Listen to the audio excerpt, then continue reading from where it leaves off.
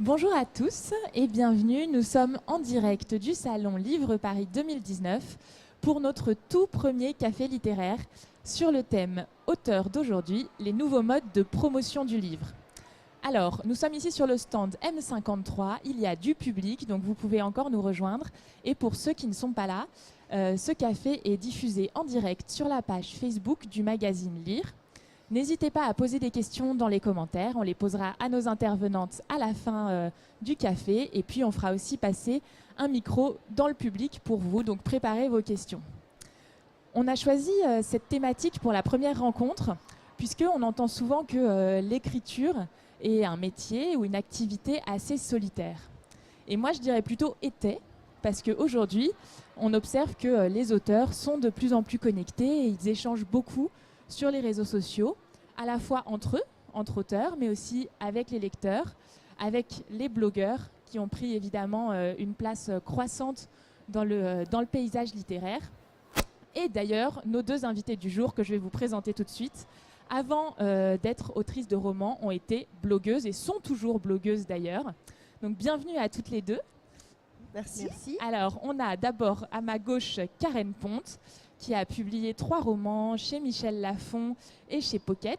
Le dernier, c'est Avec des si et des peut-être. Et puis, il y en a un à venir, on l'annoncera, le 6 juin. Et avec nous aussi, Agathe Ruga, qui vient de publier Sous le soleil de mes cheveux blonds chez Stock, qui est aussi connue pour être chroniqueuse littéraire sous le nom de Agathe de Book. J'ai quand même noté 11 700 followers sur Insta. Tout à fait, donc bravo. c'est assez impressionnant. Et qui a créé le Grand Prix littéraire des blogueurs dont on parlera tout à l'heure. Volontiers. Alors, votre premier point commun, au-delà de la robe du jour, qui va être quand même notre running gag voilà, de ce café, c'est d'avoir commencé par le blog. Alors, est-ce que vous pouvez me raconter un peu comment vous avez commencé à bloguer en fait et pourquoi? Alors, comme Agathe, tu veux. On fera une fois sur deux. Voilà. Alors pour ma part, j'avais vraiment besoin d'une petite bulle d'air en dehors de mon métier de dentiste qui était vraiment pas poétique. Et j'ai découvert Instagram en 2015.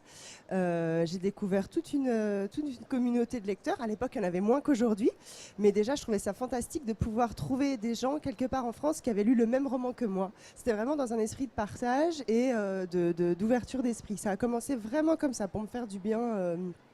Tout simplement, puis après ça a pris une certaine ampleur qu'on connaît, mais au début c'était vraiment du plaisir et du partage, des rencontres virtuelles.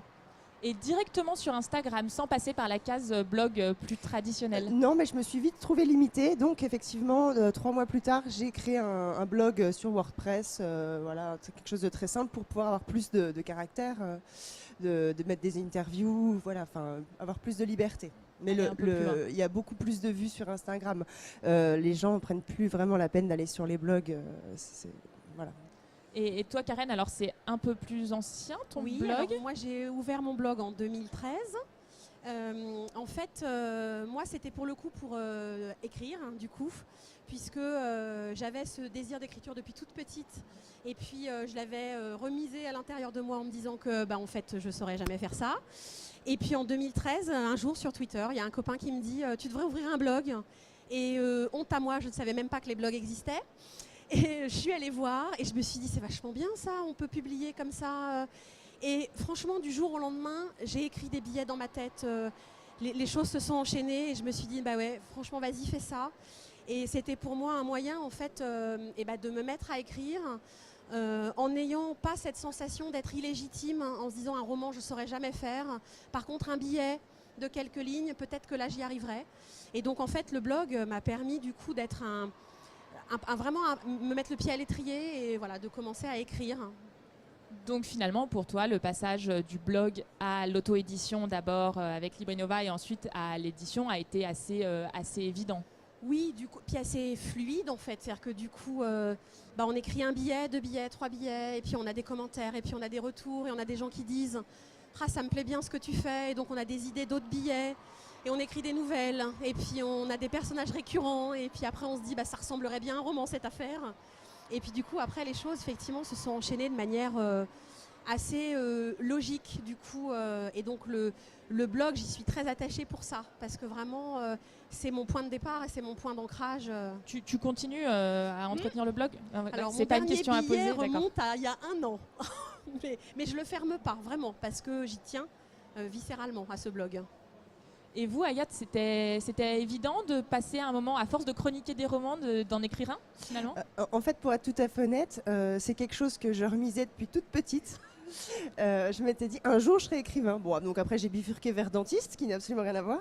Mais je gardais ça en tête en me disant un jour quand j'aurai du temps, quand mes enfants seront grands. Enfin voilà, c'était vraiment quelque chose que je gardais en tête. Et puis en fait, de découvrir tout le monde de l'édition, toute la communauté littéraire, j'ai beaucoup appris. Et ça m'a donné confiance et je me suis mis effectivement à écrire plus tôt que prévu, plutôt qu'attendre la retraite, tant qu'à faire, autant commencer, quoi.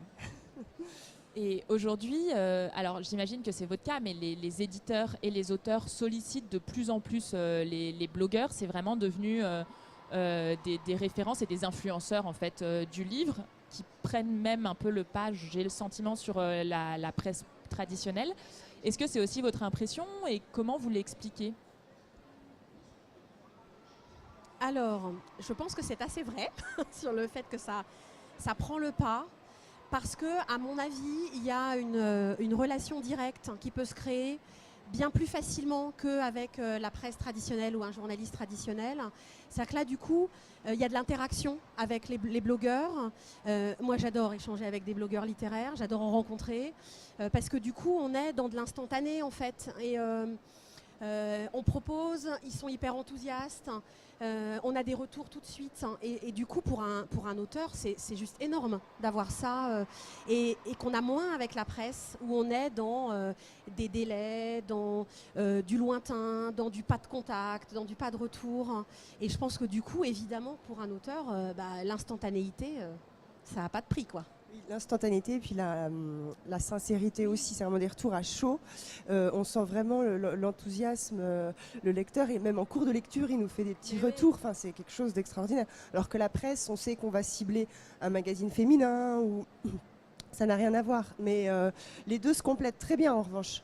Oui, tout à fait. Je pense que voilà, les blogueurs font pas de l'ombre aux journalistes ou quoi que ce soit. Au contraire, c'est vraiment une synergie de compétences, de plumes aussi, hein, bien sûr. Les blogueurs sont des amateurs, mais ils le font avec tellement de passion que vraiment, oui, ça rentre beaucoup dans la prescription d'aujourd'hui, je pense. Et en tant que blogueuse, qui vous sollicite? Est-ce que c'est plutôt les auteurs directement, les éditeurs, ou alors c'est vous qui allez en librairie choisir un livre et qui décidez de le chroniquer comme ça? Tous les trois à la fois. Vraiment, il faut se garder aussi une certaine liberté de décider de ses lectures, de garder son intégrité, de ne pas forcément faire plaisir. C'est pas toujours facile quand on est sollicité, mais on peut le dire avec tact. Et puis on peut aussi se laisser faire découvrir des livres vers lesquels on n'aurait pas pensé qu'on aurait aimé. Les éditeurs contactent, les attachés de presse contactent, les auteurs contactent directement. En fait, on est sollicité vraiment par tout le monde. Et donc toi, tu as l'air de dire que tu contactes directement des blogueurs, ouais. Et par quel biais? Sur les réseaux sociaux? Des gens Alors, que tu suis, dont tu lis clairement les sur blogs? les réseaux. Des gens qui m'influencent moi sur de l'achat de mes propres livres. Du coup, je me dis tiens, ils en parlent vachement bien, j'ai envie de lire, etc. Et puis après, je vais regarder aussi leur type de lecture. C'est-à-dire que naturellement, quelqu'un qui lit que des polars ou que de la science-fiction, je vais me dire allez, a priori, il ne devrait pas aimer ce que moi j'écris. Donc je vais regarder un peu ça. Et puis effectivement, je les suis. Et puis après, assez naturellement, franchement, je contacte. Et puis on me dit oui, on me dit non. Il n'y a pas de souci, vraiment, c'est proposé comme ça. Et puis je fais ça assez facilement. Je trouve que c'est la magie des réseaux sociaux, en fait. C'est que du coup, on crée ça. Et moi, même en tant que lectrice, j'envoie facilement des mails aux auteurs que je lis. Quand j'aime leur bouquin, quand j'ai un coup de cœur, etc., j'ai envie de leur dire. Et donc, du coup, je fais de la même manière quand je contacte des blogueurs, du coup. Et d'ailleurs, ça me fait penser, quand tu publiais en auto-édition et pas encore chez Michel Lafon, tu avais déjà ces relations avec les blogueurs? T'y arrivais aussi? Ils étaient aussi présents ou un peu moins, ou différemment? Alors, j'étais en contact avec des blogueurs plutôt famille au début, puisque mon blog, au départ, Il y a beaucoup de billets d'humeur sur moi, mes enfants, etc. Donc j'étais plutôt en contact avec ces blogueurs-là. Les blogueurs littéraires sont venus après, du coup, quand moi j'ai commencé à publier des chroniques littéraires. Et puis ensuite, quand j'ai commencé à en suivre. Donc c'est venu après coup, mais par les réseaux en fait. J'ai suivi des gens et puis voilà. Et Agathe, vous avez créé le Grand Prix littéraire des blogueurs. Vous pouvez nous expliquer un peu comment c'est venu et comment ça fonctionne ? Bien sûr. C'est venu suite à une discussion sur Instagram. Vraiment, tout se passe sur Instagram. C'est le réseau où il faut être. On en parlera tout à l'heure sur en tout cas, oui, les c'est réseaux mon sur lesquels réseau il faut être. préféré. Voilà. Ouais, je suis d'accord. Voilà, c'est vraiment pourvu que ça dure, mais pour l'instant, il y a vraiment beaucoup de bienveillance. Et j'avais à cœur de réunir en fait toute cette petite famille, toute cette communauté de lecteurs passionnés. Voilà, c'est vraiment tout le monde se tire vers le haut au niveau des chroniques, de la qualité des photos. Enfin, tout le monde a à cœur de porter la littérature et surtout de la moderniser. Et je trouvais ça intéressant de regrouper tout le monde via un prix, parce que c'est quand même une belle occasion, et de vraiment créer un prix qui réponde aux besoins d'aujourd'hui, donc vraiment objectif, transparent, sans jury, parce que comme on est extrêmement nombreux, on peut très bien ne pas faire de sélection, mais tous ensemble faire une sélection, c'est-à-dire tout le monde nomine son roman de l'année, et ça permet de tout recouper. C'était l'idée de départ, pour que tout le monde participe et qu'il n'y ait jamais des « ah ben on sait pas, oui ben j'ai fait pas partie du jury », et de vraiment d'ouvrir en fait, et chaque année c'est ouvert à tous ceux qui sont rajoutés dans la communauté. Donc chaque blogueur est libre de proposer le titre au qui premier pour lui est tour. celui de l'année. Voilà. Et vous trouvez vite des titres communs. Voilà, donc il y a 800 personnes qui votent, des titres forcément qui se recoupent, et on garde les 10 premiers titres qui ont été le plus nommés au premier tour, et on les passe au second tour. Il y a 3 semaines de délai pour éventuellement les lire ou en parler, et après se dégage le lauréat. D'accord, qui cette année a été Olivier Léron. C'est ça, Olivier Léron. Qui sera là demain si vous voulez le voir Ouais, il est pour adorable. une autre table ronde. Il est adorable. Et puis il représente bien en plus, en tout cas pour cette deuxième édition, il représentait bien le monde des lecteurs connectés, parce qu'il a été très présent et il s'est fait un peu tout seul aussi grâce au réseau. Oui, et puis ça permet de faire émerger d'autres livres que ceux dont on entend parler au moment des prix Voilà, littéraires les petites maisons plus d'édition, classiques. voilà. Oui, là encore, c'est un complément finalement de ce qui a toujours existé, de ce qui est plus traditionnel, et ça permet C'est ça. une autre promotion d'autres livres Voilà. aussi. Alors ça, c'était votre casquette de blogueuse. Alors maintenant, si on prend l'autre casquette, puisque vous êtes toutes les deux auteurs, à quel point vous vous impliquez dans la promotion de vos livres? Est-ce que ça vous prend du temps? Qu'est-ce que vous faites pour vos romans? Alors Karen qui en est à son 3e, donc c'est des expériences un peu différentes pour un premier roman et pour... Alors oui, pour la je suite. m'implique, c'est clair. Alors à la fois en temps et effectivement en action que je peux faire. En temps, parce qu'effectivement, je suis beaucoup sur les réseaux, ça me prend du temps. Alors après, j'aime ça, donc c'est du temps qui est pas pénible. À la fois du temps de parler du roman, de parler de l'écriture, du processus d'écriture, parce que ça, j'aime beaucoup ça. Et puis, et les gens qui me suivent, en fait, sont assez friands aussi je les fais participer, je leur fais choisir des traits de caractère des personnages, etc. Donc moi, Prénoms, non des aussi. prénoms, des noms de villes. Donc effectivement, il y a ça comme implication. Après, il y a la présence dans les salons, qui fait aussi partie de la promotion. Moi, j'essaye d'en faire un maximum des salons. Il y a alors les échanges avec les blogueurs, ça en fait partie, les réponses aux interviews, etc. Tout ça, c'est de la promotion que je fais volontiers et que j'ai plaisir à faire vraiment, parce qu'il y a beaucoup de bienveillance en face. Et quelle a été l'évolution en fait de cette promotion entre tes débuts et maintenant parce que je pense qu'il y a aussi des gens dans le public qui se posent la question de comment on fait au début, quand on commence, et puis pour en arriver après là où alors, tu en au es début, on aujourd'hui. parle un peu dans le vent, pour soi tout seul. Et puis, alors je pense que vraiment, faut interagir avec les autres. Je crois que c'est... Quand je suis arrivée sur Twitter, moi c'est le premier réseau social où je suis allée du coup. J'avais assez peu Facebook, plutôt une page perso, mais voilà, j'ai plutôt d'abord débuté sur Twitter. Et en fait, au début, vous avez personne. Donc personne vous suit. Donc quand vous tweetez, personne vous suit évidemment. Donc vous parlez dans le vent. Et en fait, j'ai interagi avec les gens. C'est-à-dire que j'ai suivi des gens, j'ai répondu aux commentaires, j'ai interagi. Et à partir de là, se crée du relationnel, se crée du lien vraiment. Et puis, petit à petit, en fait, je crois vraiment, ça se fait si on est un peu sympathique. Je crois qu'il y a ça aussi. Si on identifie bien aussi quel est son lectorat, oui, j'imagine. Et puis vraiment, voilà, le fait de créer du lien, et sur Instagram pareil, c'est-à-dire que on suit des gens, on commande des photos, et en fait ça se fait comme ça. Je crois qu'au début, il faut y passer ce temps-là. Il ne faut pas penser que les gens viendront tout seuls à vous, parce que les gens ne vous connaissent pas. Donc il faut aller vers l'autre. Et quand on va vers l'autre, ça veut dire qu'on est déjà dans une démarche d'ouverture, nécessairement, on ne regarde pas que son nombril. Et puis après, les gens, forcément, vous venez vers eux, ils vont vers vous. Et puis ça se développe assez vite et assez facilement, je trouve, en fait. C'est tellement simple. Du coup, c'est vraiment...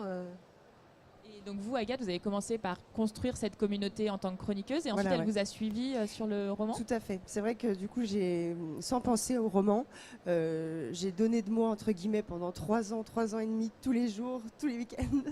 Et c'est vrai que là, j'ai un retour très sympathique qui j'ai l'impression, me tombe du ciel.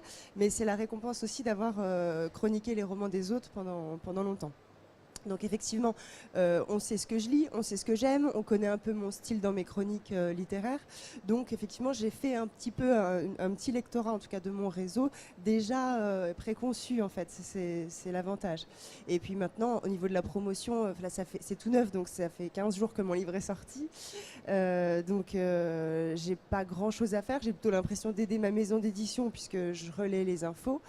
Mais ça se fait très bien naturellement, et j'ai créé un petit compte auteur pour pas tout mélanger. Donc il y a Agathe the Book et une petite annexe qui s'appelle Agathe Truga pour vraiment collecter les chroniques des blogueurs, parce que ça elles m'émeuvent toutes et j'ai envie de toutes les garder. Donc voilà, pour pas saturer mon compte, tout mélanger, les livres, ce que je conseille ou mes chroniques, voilà, j'ai séparé les deux. Mais vous aviez quand même annoncé sur, j'imagine, au moment de l'écriture. Est-ce que vous avez annoncé très en amont? Je suis en train d'écrire un livre. Très en retard. J'avais envie de garder ça comme mon bébé. Voilà, c'est la même chose. Je le vis de la même façon. C'est au dernier moment, quand on est sûr, quand vraiment on y part à l'impression. J'ai annoncé 2 mois avant. D'accord. Ah oui, pas tant que ça. Non. Un petit teasing léger.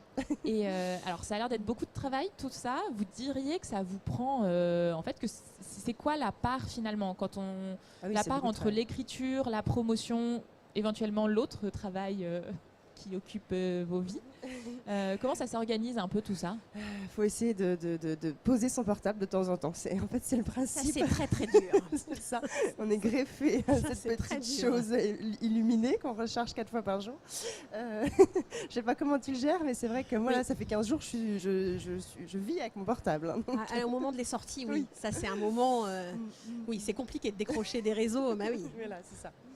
Mais c'est pareil, c'était en amont, comme a dit Karen très bien tout à l'heure. Le plus important pour les auteurs qui veulent se faire leur petit réseau et leur lectorat par ce biais, c'est vraiment de le faire avec partage et passion, tout simplement. Mais ça prend du temps. Effectivement, on lit, on découvre, on va voir des profils, on se dit mais on se correspond, on se raconte nos vies, on se raconte nos vacances, on se raconte nos animaux, enfin on se raconte des choses, voilà. On philosophe sur la vie, l'amour, la mort, mais ça passe d'abord par le partage. Et après, une fois qu'il y a ce lien qui est ancré, il faut l'entretenir aussi. Il n'y a jamais rien acquis, hein. C'est comme dans les relations amoureuses, il faut prendre des nouvelles, enfin, ça prend du temps. Tout ça, ça prend du temps, surtout quand on a un réseau de 10 000 personnes.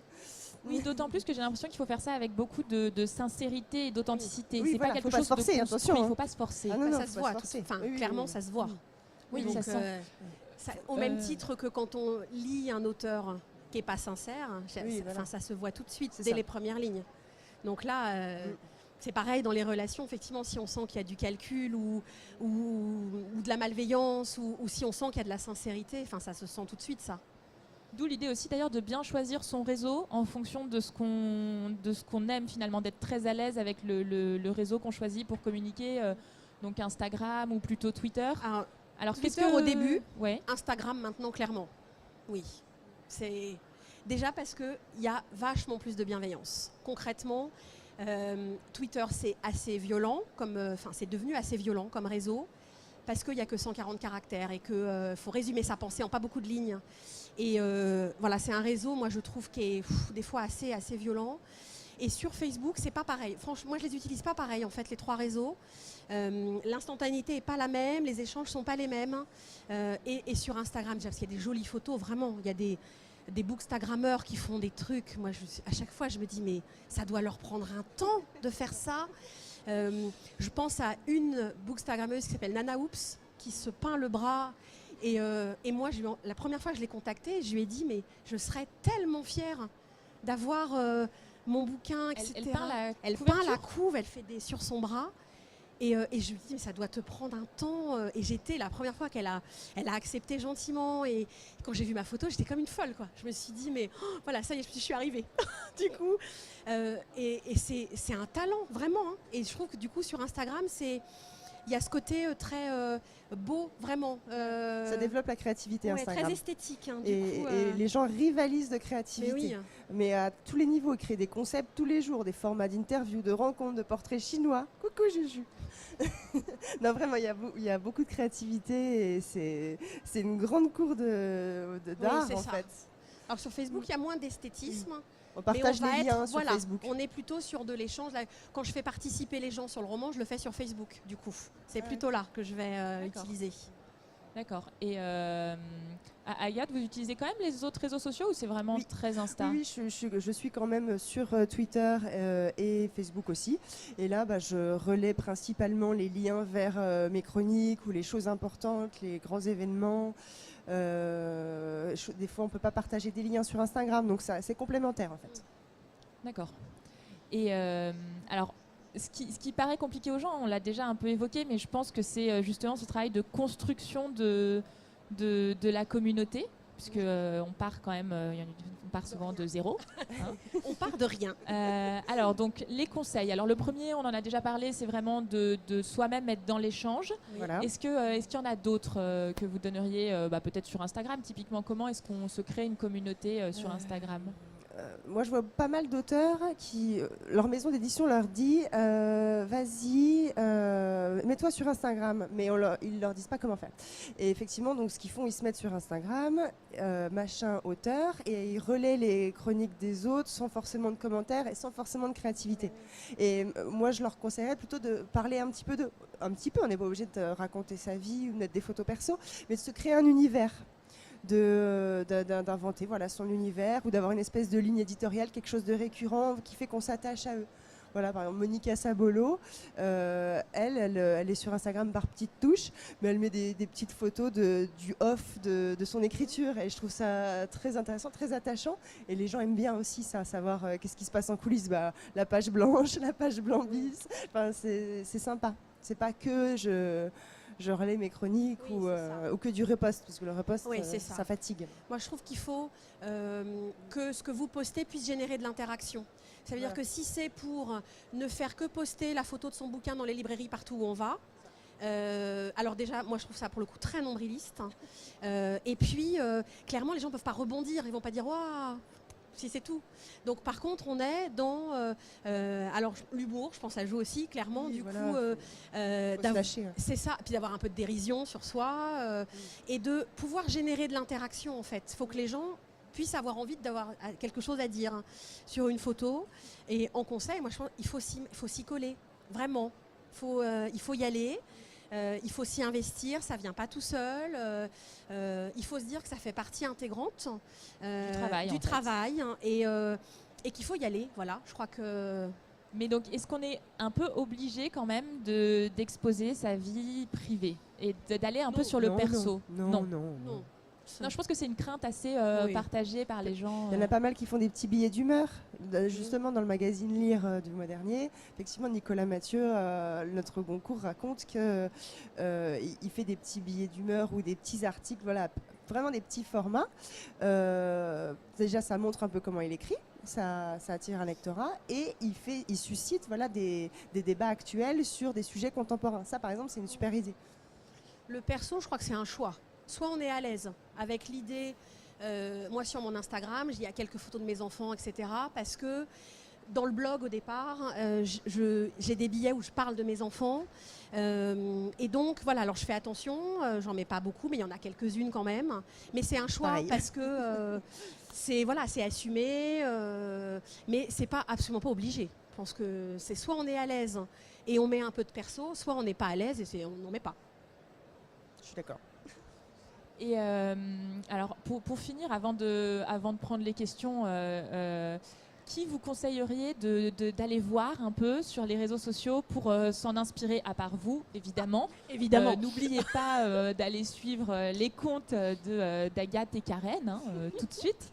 Mais est-ce qu'il y en a d'autres comme ça qui vous inspirent ? Des comptes d'auteurs. Oui, des auteurs, vous vous dites, il y a un petit truc. Alors, on a dit Monica Sabolo. Monica Sabolo, je pense, donc Nicolas Mathieu. Il y a aussi Lisa Balavoine qui récolte vraiment des très jolies photos en noir et blanc avec des textes magnifiques. Sylvia Roselier, qui fait ça aussi. C'est déjà pas mal. À toi, Karen. C'est déjà exactement. Alors moi, c'est la question piège parce qu'elle n'était pas dans mon déroulé. Là, je la sors de mon chapeau. Alors moi, évidemment, je suis les auteurs que je lis. Dans ceux qui font des trucs un peu originaux, je pense que Julien Sandrel fait pas mal de choses. Il publie des photos qu'il intitule Les Petites Merveilles parce que son premier roman s'appelle La Chambre des Merveilles. Donc il fait des trucs assez sympathiques. Après, il y a des... Alors par exemple, Clarisse Sabar, elle publie beaucoup de photos, elle fait des balades, elle habite à Nice, et elle fait des tas de photos que moi je trouve super belles, de la mer et tout ça, donc, par exemple, qui n'ont donc rien à voir avec ses romans. Après, il y a des auteurs que je suis aussi pour leur story, en fait, pas forcément pour leurs photos. Je pense à Virginie Grimaldi, par exemple. Parce que les stories me font mourir de rire en fait. Et donc il y a plein d'auteurs, moi je regarde beaucoup les stories. Et d'ailleurs souvent même les blogueurs, je commence par là en fait sur les stories. Et quand ils me font rire ou je me dis mais ils ont l'air hyper dynamiques, etc. Donc il y a aussi ça. Tu peux expliquer rapidement ce que c'est qu'une Alors, story pour les gens qui ne savent pas? Alors attention, je m'y suis mise l'année dernière. Donc là je suis niveau CE2 d'Instagram en story. Attention. Donc en fait c'est des petites vidéos qu'on fait qui durent pas très longtemps et surtout qui disparaissent au bout de 24 heures. Donc comme ça, si on dit une énormité, on est ridicule, ça disparaît des réseaux. Et en fait ça permet je trouve, d'être pour le coup, de renforcer l'instantanéité en fait. Donc on filme un truc, on a envie de dire, qu'on montre, etc. C'est des petits moments des tranches de vie et puis ensuite qui disparaissent. Voilà, ça c'est une story. Merci pour la définition. Et est-ce que ça vous est arrivé en tant que lectrice de découvrir des auteurs comme ça sur les réseaux sociaux directement? Agathe, j'imagine, en tant que chroniqueuse, en vous promenant un peu sur les réseaux. Oui, bien sûr. Et j'ai fait des belles découvertes, notamment l'année dernière, Guillaume Parra. Vraiment, c'est un auteur qu'on a tous adoré sur les réseaux sociaux. Et son livre, sincèrement, c'est pas pour nous flatter, ni moi, ni qui que ce soit, mais toute la communauté l'a porté. Et sans les réseaux, on l'aurait jamais découvert.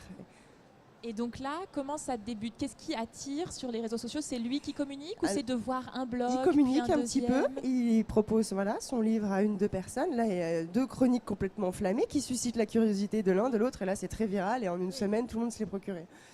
Donc là, on peut dire que la légende du livre qui émerge grâce à la viralité des réseaux sociaux est vraie. Oui, c'est vrai, bien sûr. Non, mais c'est ce qui fait rêver les auteurs, mais donc c'est possible.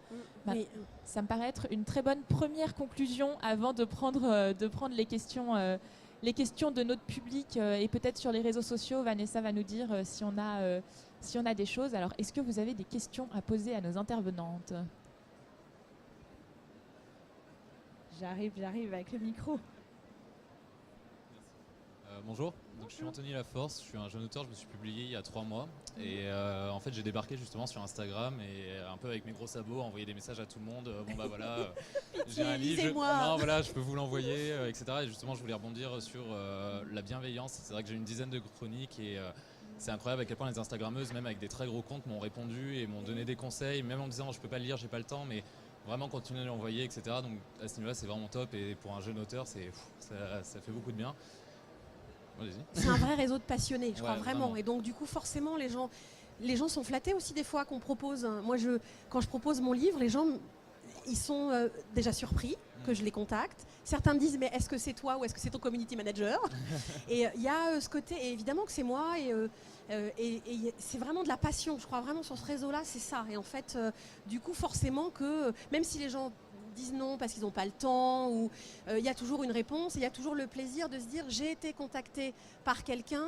C'est donc dire que ce que je fais et ben, ça l'a attiré ou ça lui plaît. Donc il y a du coup cet échange-là.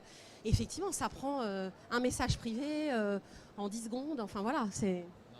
Franchement, à ce niveau-là, c'est vraiment top. Et ma petite question par rapport à l'édition, est-ce que toute la ligne éditoriale qu'on va faire justement en tant qu'auteur quand on est auto-édité, est-ce que ça peut pas nous mettre en porte-à-faux avec un éditeur après, par exemple s'il apprécie pas la façon dont on s'est mis en avant, etc. Je sais que moi du coup, depuis que le livre est sorti, je fais attention à ce que je mets parce que je me dis voilà, peut-être qu'un éditeur appréciera pas forcément la promotion qui pour moi était bonne, mais Et est-ce que vos éditeurs s'immiscent finalement dans votre façon de gérer vos réseaux sociaux? Alors moi, clairement non. Et ils sont surtout très contents que je le fasse. Oui, moi aussi, c'est ce que j'allais dire. Non, vas-y. Bah oui, c'est-à-dire que... Tu leur mâches le travail. C'est clair, en fait. Et puis alors, moi, Michel Lafon, pour le coup, ou même Pocket, ils savent que je suis présente sur les réseaux. Et ils sont très contents. Le fait que tu étais en auto-édition est assumé en plus. Ah oui, c'est pas non, du mais tout, tout à fait. Oui. Et puis, clairement, ils sont très contents parce que c'est toujours ça en moins à faire pour eux. Et puis, ils ne sont pas forcément très à l'aise non plus avec ce genre de communication.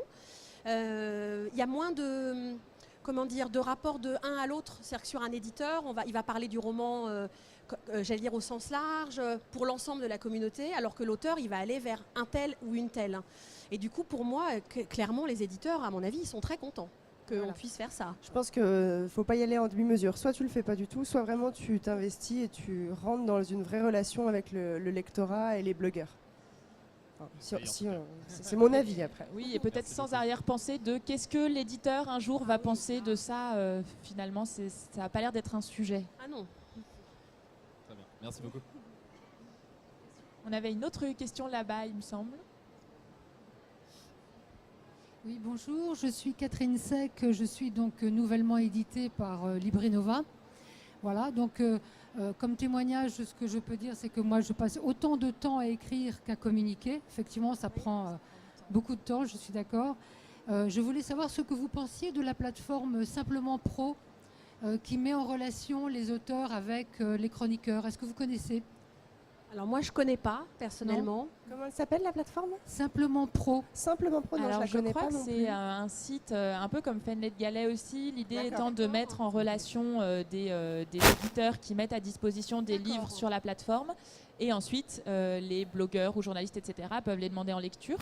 Est-ce que et NetGalley, vous l'utilisez Alors, moi, un NetGalley, peu je connais mieux déjà. Oui, moi aussi. Oui, NetGalley, même partenaire du prix des blogueurs, parce que c'est vrai que c'est un bon moyen. Enfin, si on aime lire en numérique, c'est top.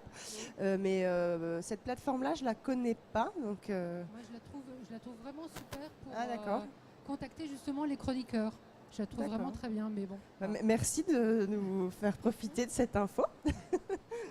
Mais donc, en tant que auteur ou blogueuse, vous avez besoin de ces plateformes c'est important d'avoir des relais ou est-ce que... Alors je trouve que sur NetGalley, ça permet d'avoir des retours assez tôt, en fait. C'est-à-dire que le roman souvent est mis sur NetGalley 3 semaines, un mois des fois avant la sortie. Et du coup, effectivement, déjà, ça permet de savoir combien de gens l'ont demandé, ce qui est quand même aussi un indicateur, de se dire il y a plein de gens qui demandent ou pas. Et puis, on a des retours assez tôt, en fait, puisque sur NetGalley, après, on a des petites chroniques, etc. Ça, je trouve que c'est intéressant. Du coup, ça rassure un peu, ou ça fait flipper, selon. Mais du coup, ouais, je trouve que c'est bien pour ça, moi, NetGalley. Moi, ça m'est arrivé d'en demander aussi. Il y a Babelio aussi, qui est une plateforme bien sûr. qu'il faut quand même citer. Et ça, c'est vrai qu'on a il y a des très belles chroniques sur Babelio. Bon, c'est un peu anxiogène aussi, faut pas se le cacher, le système de notation. Mais ça permet aussi de rencontrer des chroniqueurs qui sont sur aucun réseau social. Donc ça aussi, c'est presque un réseau social à part entière. Il y a des chroniqueurs 100% Babelio. Voilà. D'accord. Ce qui est bien, c'est qu'en fait, le lecteur... Les lecteurs passionnés, ils ont envie de partager. Et donc, ils trouvent toujours, quelle que soit la plateforme, une plateforme pour aller partager leur lecture. Et c'est une chance énorme, en fait. Quand on est un vrai lecteur, on a envie de dire « j'ai aimé ce livre, pourquoi je l'ai aimé », etc. Et du coup, pour nous, en tant qu'auteurs, c'est quand même chouette. Ça me fait penser à un sujet qu'on n'a pas abordé, mais est-ce que vous lisez les chroniques sur vos livres ? Et comment est-ce que vous gérez potentiellement les chroniques négatives ? Parce qu'on s'expose finalement quand on fait ce travail-là sur les réseaux sociaux avec les blogueurs, et donc on prend un petit risque, et j'imagine que c'est pas toujours simple à gérer.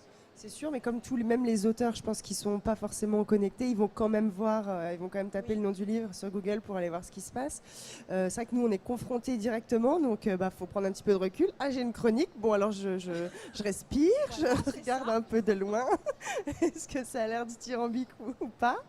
Et puis enfin voilà, s'il y a des gens qui n'ont pas aimé, faut prendre un peu de recul. Souvent, c'est parce que ça les renvoie à quelque chose qu'ils n'aiment pas, parce que c'est pas leur lectorat, et puis parce que tant mieux, c'est très simple de pas intéresser tout le monde, hein. Tout à fait. C'est même mieux, et puis ça ouvre une petite marge de progression, et puis il faut voilà, prendre les critiques et s'en servir positivement. Alors moi, je lis aussi toutes les chroniques, déjà par respect pour ceux qui les ont écrites. Et je trouve que quelqu'un qui a pris du temps pour parler de mon roman, ça mérite au moins que j'aille le lire. Donc je les lis toutes. Quand je les ouvre, j'ai un petit moment de... Voilà, je me dis respire un peu. Après, alors j'ai eu quelques chroniques négatives. Je fais la part des choses entre la chronique négative mais qui est constructive. Ça veut dire que le lecteur, il a lu, il n'a pas aimé. C'est parfaitement son droit. Moi, j'ai des bouquins que j'aime pas. Et il le dit de manière tout à fait constructive. Et des chroniques, j'en ai eu pas beaucoup, mais quelques-unes, où c'est vraiment de la méchanceté gratuite. Et ça, alors moi, j'ai du mal avec ça. J'ai du mal à les encaisser, du coup. Parce que c'était de la vraie méchanceté, vraiment. Et là, c'est plus dur de prendre du recul. J'ai longtemps lu les commentaires sur Amazon. Pour le coup, j'essaye de moins aller les lire. Parce que quand vous prenez un commentaire 1 étoile, qui est vraiment de la méchanceté, mais un truc... voilà, vous prenez ça en pleine tronche. Alors qu'on a mis un peu ses tripes sur la table pour le bouquin. Et c'est vrai que maintenant, je me dis, écoute, les lis pas, tant pis. Ça, c'est plus dur quand c'est vraiment méchant, quoi. Et puis derrière une chronique, il y a un travail d'une personne qui a lu le livre. Derrière le commentaire, on sait un peu moins aussi, donc il faut peut-être y prêter moins attention. Est-ce qu'on a d'autres questions ou ici ou sur les réseaux sociaux? Ne soyez pas timide. Allez-y. Pas d'autres questions, je crois. Ah, pas d'autres questions. Bon. Est-ce que quelque chose à ajouter de votre côté? Est-ce qu'il y a un sujet qu'on n'a pas couvert? Est-ce que... C'était parfait, merci. On a fait le tour, très je bien. crois. Eh bien, je vous remercie. Merci beaucoup. Alors, on rappelle quand même donc Agathe Ruga qui vient de sortir Sous le soleil de mes cheveux blonds chez Stock il y a 15 jours maintenant. Qui est très Donc, bien. Je suis en train voilà. de le lire, vous voyez. Merci Karen. Donc, Donc c'est le moment, allez-y. Et Karen qui a en ce moment avec des si et des peut-être chez Michel Lafon, et tu as promis que tu vivrais pour moi chez Pocket. Est-ce qu'on peut dire le titre du prochain roman ou pas encore?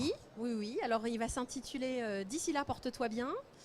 Il sort donc le 6 juin chez Michel Lafon, et avec des si et des peut-être sort le 2 mai chez Pocket.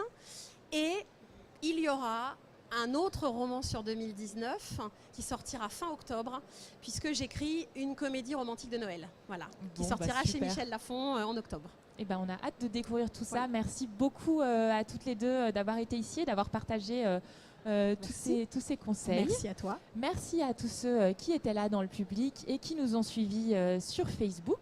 Et puis, continuez à suivre la page Facebook du magazine Lire et de Librinova, puisque pendant tout le salon du livre, il y aura beaucoup d'autres cafés littéraires et de masterclass.